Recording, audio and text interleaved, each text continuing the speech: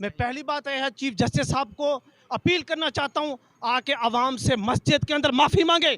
اس کی جرت کیسے ہوا یہاں سے بات کرنے کے لیے؟ 30 سال پہلے یہ لوگ سوئے ہوئے تھے. یہ لوگ کہاں پہ تھے یہ لوگ؟ السلام علیکم، میں ہوں عدنان جواد اور آپ دیکھ رہے ہیں ہمارا یوٹیوب چینل اے جے وائبس. آج ہم کراچی میں طارق روڈ کی اس مدینہ مسجد کے باہر موجود ہیں جس مدینہ مسجد کو عدالت نے شہید کرنے کا حکم جاری کیا اور کراچی کے میئر کو یہ کہا کہ آپ کام کر بھی رہے ہیں یا نہیں کر رہے، آپ کراچی کی دیکھ بھال کر بھی رہے ہیں یا نہیں کر رہے. اگر آپ نے ایک ہفتے کے اندر اندر کراچی کی اس مدینہ مسجد کو گھرا کر اس کی جگہ آپ نے پارک تعمیر نہ کیا تو آپ کو آپ کی نوکری سے فارغ کر دیا جائے گا.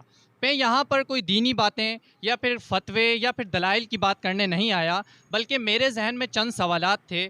ان سوالات کے جوابات کے جو ہے وہ تلاش کے لیے میں یہاں پر موجود ہوں، اور وہ تمام کے تمام سوالات میں پوری پاکستانی قوم بلکہ پوری دنیا کے سامنے رکھنا چاہتا ہوں.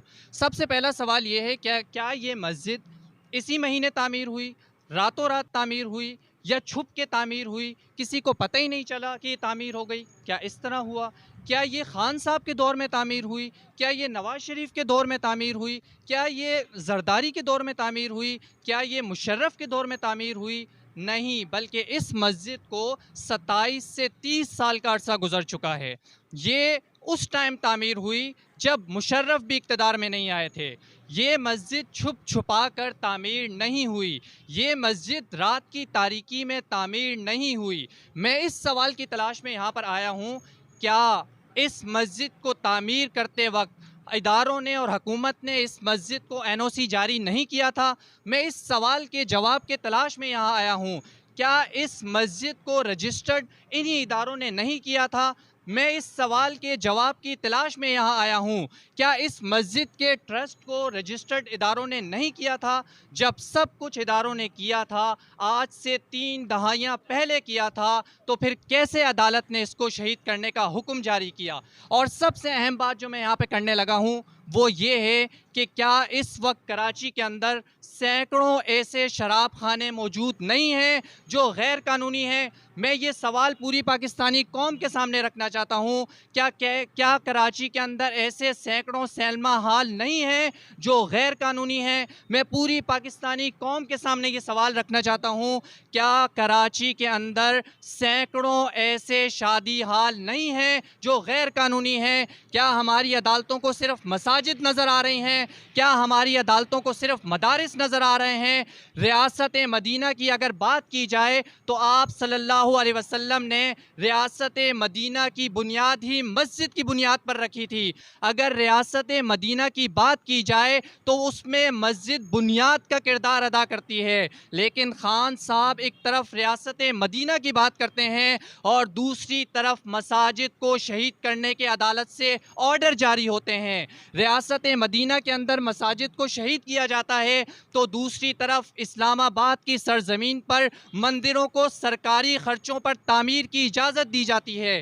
پاکستان کے اندر مساجد کو شہید کرنے کی بات کی جاتی ہے تو دوسری طرف سکھوں کے گردواروں کو کئی کلومیٹر کی زمینیں دی جاتی ہیں. انڈیا کے ساتھ تعلقات بنانے کے لیے بارڈر کھولے جاتے ہیں. سکھوں کو بغیر ویزے کے پاکستان میں انٹریاں دی جاتی ہیں تاکہ وہ پاکستان میں آ کر گرو نانک جو ان کا خاص عبادت خانہ ہے وہاں پر عبادت کر سکیں. لیکن دکھ اور افسوس کی بات ہے کہ پاکستان کے اندر ہر تھوڑے عرصے بعد دین کے بنیادی جو عقائد ہیں یا دینی جو مدارس ہیں یا دینی جو مساجد ہیں انہیں ٹارگٹ کیا جاتا ہے. تو اس حوالے سے ہم پبلک سے بھی جاننے کی کوشش کریں گے، یہاں کے رہائشیوں سے بھی جاننے کی کوشش کریں گے کہ وہ کتنے عرصے سے یہاں پر رہ رہے ہیں. کیا یہ مسجد کسی دہشت گردی میں ملوث تھی؟ کیا یہ مسجد کسی فرقہ واریت میں ملوث تھی جو عدالت نے اس مسجد کو شہید کرنے کے احکامات جاری کیے؟ جی، ہمارے ساتھ قاری عثمان صاحب موجود ہیں جو کسی تعارف کے محتاج نہیں ہیں. یہ بھی مدینہ مسجد میں موجود ہیں. ان سے اس بارے میں موقف لینا چاہیں گے کہ ان کا اس بارے میں، جمیعت علماء اسلام کا اس بارے میں کیا موقف ہے عدالت کے فیصلے کے بارے میں. بسم اللہ الرحمن الرحیم. دیکھیں جی، مسجد کے حوالے سے جو تمام قانونی تقاضے تھے وہ یہاں کے مسجد کمیٹی نے پورے کیے ہیں. یہاں کی جو سوسائٹی ہے، جو مسجد علاقے کی زمین کی ملکیت اس کے پاس ہے، اس کی این او سی موجود ہے.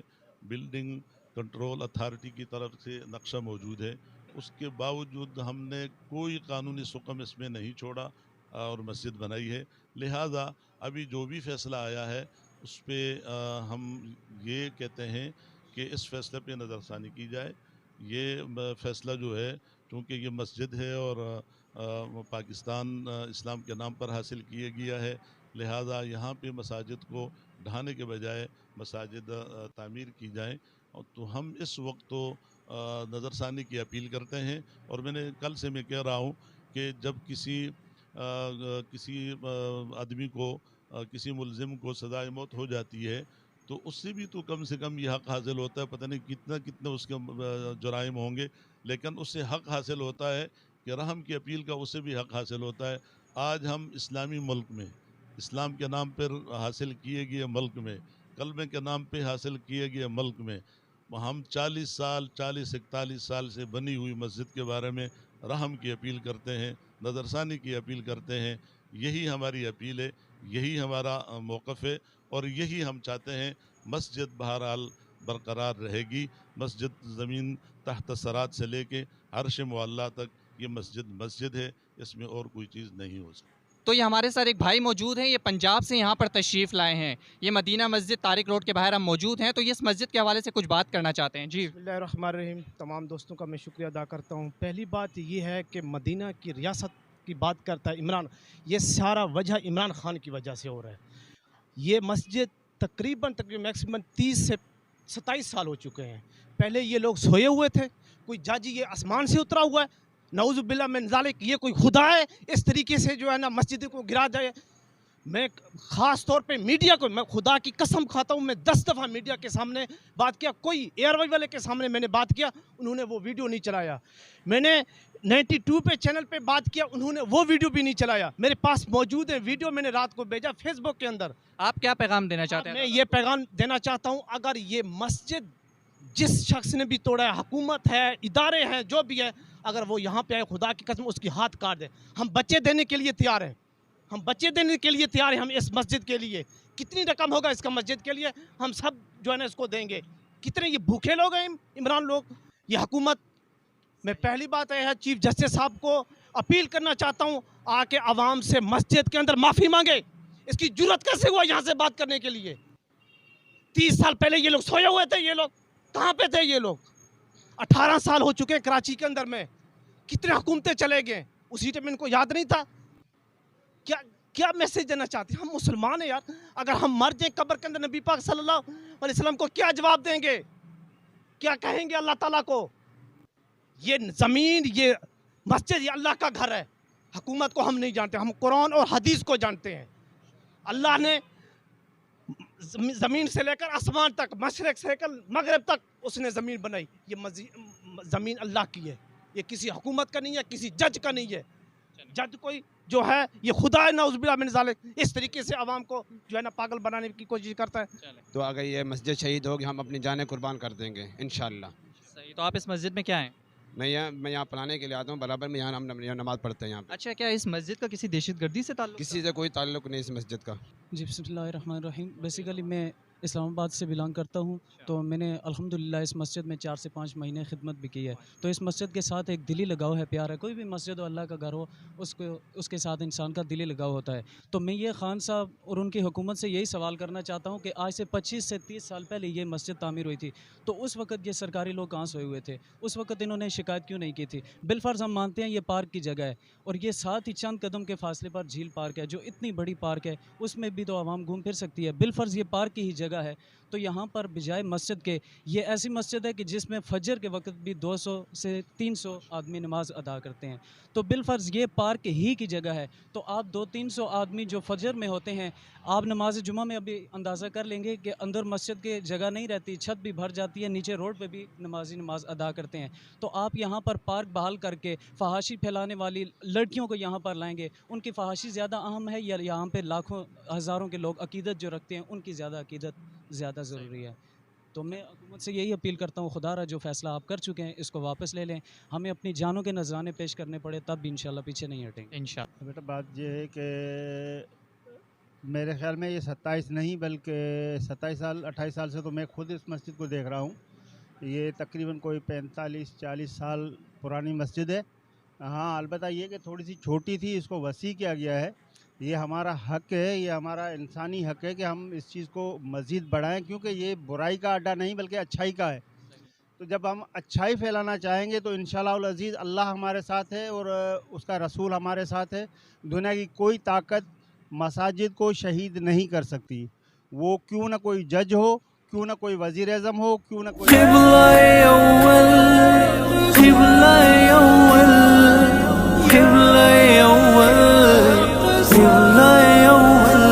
مجھے آج بھی یاد ہے وہ منظر جب عمر فاروق رضی اللہ تعالیٰ عنہ ایک لشکر لے کر آئے تھے. آج کے مسلمان میری داستان سن تو لینا، سن تو لینا. یہ میری قوم کے حکمراں بھی سنے، میری اجڑی ہوئی داستاں بھی سنے. جو مجھے ملک تک مانتے ہی نہیں، ساری دنیا کے وہ رہنما بھی سنے. صرف لاشیں ہی لاشیں میری گود میں، صرف لاشیں ہی لاشیں میری گود میں. کوئی پوچھے میں کیوں اتنا غمگین ہوں، کوئی پوچھے میں کیوں اتنا غمگین ہوں. میں فلسطین ہوں، میں فلسطین ہوں، میں فلسطین ہوں، میں فلسطین ہوں، میں فلسطین ہوں، میں فلسطین ہوں، میں فلسطین ہوں، میں فلسطین ہوں. آئے تھے ایک دن میرے گھر آئے تھے، دشمنوں کو بھی تنہا نظر آئے تھے. اونٹ پر اپنا خادم بٹھائے ہوئے میری اس سرزمین پر عمر آئے تھے. جس کی پرواز ہے آسمانوں تلک، زخمی زخمی میں وہ ایک شاہین ہوں. میں فلسطین ہوں، میں فلسطین ہوں، میں فلسطین ہوں، میں فلسطین ہوں. قبلہ اول، قبلہ اول، قبلہ اول، قبلہ اول. میرے دامن میں ایمان پلتا رہا، ریت پر رب کا فرمان پلتا رہا.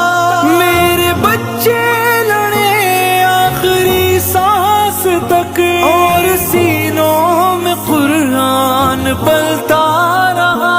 ذرے ذرے میں اللہ اکبر لیے خوش نصیبی ہے میں صاحب دین ہوں، صاحب دین ہوں. میں فلسطین ہوں، میں فلسطین ہوں، میں فلسطین ہوں، میں فلسطین ہوں، میں فلسطین ہوں، میں فلسطین ہوں، میں فلسطین ہوں، میں فلسطین ہوں. نہ ہی روئیں گے اور نہ ہی مسکائیں گے، صرف نغمے شہادت کے ہی گائیں گے. اپنا بیت المقدس بچانے کو تو میرے بچے ابابیل بن جائیں گے. جو ستم ڈھا رہے ابرہا کی طرح، ان کی خاطر میں سامان توہین ہوں. میں فلسطین ہوں، میں فلسطین ہوں، میں فلسطین ہوں، میں فلسطین ہوں. قبلہ اول، قبلہ اول، قبلہ اول، قبلہ اول، قبلہ اول، قبلہ اول، قبلہ اول، قبلہ اول. مجھے آج بھی یاد ہے وہ منظر جب عمر فاروق رضی اللہ تعالیٰ عنہ ایک لشکر لے کر آئے تھے. آج کے مسلمان میری داستان سن تو لینا، سن تو لینا۔ یہ میری قوم کے حکمراں بھی سنے، میری اجڑی ہوئی داستاں بھی سنے، جو مجھے ملک تک مانتے ہی نہیں، ساری دنیا کے وہ رہنما بھی سنے۔ صرف لاشیں ہی لاشیں میری گود میں، صرف لاشیں ہی لاشیں میری گود میں، کوئی پوچھے میں کیوں اتنا غمگین ہوں، کوئی پوچھے میں کیوں اتنا غمگین ہوں۔ میں فلسطین ہوں، میں فلسطین ہوں، میں فلسطین ہوں، میں فلسطین ہوں،